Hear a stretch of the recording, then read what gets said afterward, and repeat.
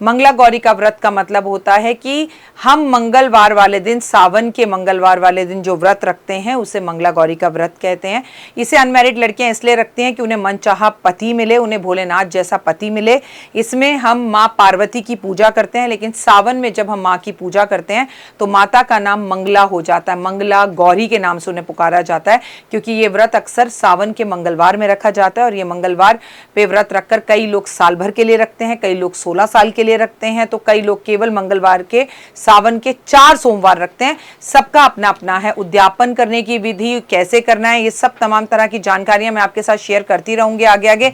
लेकिन फिलहाल तो आप इस चीज को समझिए कि अगर आपकी शादी नहीं हो रही है, शादी में परेशानियां आ रही हैं, बार बार तलाक हो रहा है, या कुंडली में आपके लगता है, आपको किसी ने ये बता दिया कि आपकी कुंडली में विधवा दोष है, या आपकी कुंडली के अंदर अगर मंगल दोष है, तो आपको मंगला गौरी का व्रत जरूर रखना चाहिए। आपको अगर व्रत नहीं भी रखना तो आपको सावन के 4 मंगलवार मंगला गौरी मां को सिंदूर, श्रृंगार, चुन्नी, नारियल, इत्र, मेहंदी, आलता, ये सब अर्पण करना चाहिए। कहते हैं जो लोग मंगला गौरी का सावन में व्रत रखते हैं उनके जीवन में सब कुछ मंगल ही मंगल होता है, अमंगल हट जाता है। इस बार मंगला गौरी के 4 सावन के व्रत है। माता पार्वती की पूजा की जाती है, माता को 16 श्रृंगार चढ़ाया जाता है।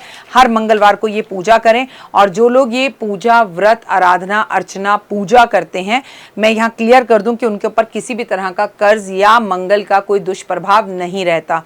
तो अगर आप मंगला गौरी का व्रत रखते हैं तो यकीन मानिए कि आप मंगल के अमंगल दोषों से बचते हैं और आपके जीवन में सब कुछ मंगल ही मंगल होता है।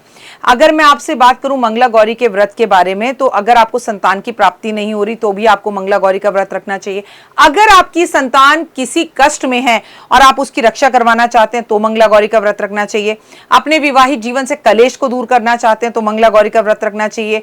कवारी लड़कियों को जिससे वो प्रेम करते हैं और माता पिता शादी के लिए नहीं मान रहे तो मंगला गौरी का व्रत रखना चाहिए।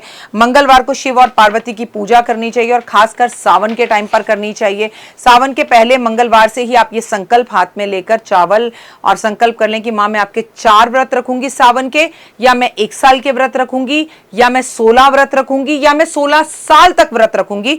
ये चॉइस आपकी है। लेकिन ये बात पक्की है कि इस व्रत को केवल कुंवारी लड़कियां रख सकती हैं या शादीशुदा लड़कियां रख सकती हैं। किसी कारण से आपके पतिदेव इस दुनिया में नहीं है तो आप ये व्रत नहीं रख सकते।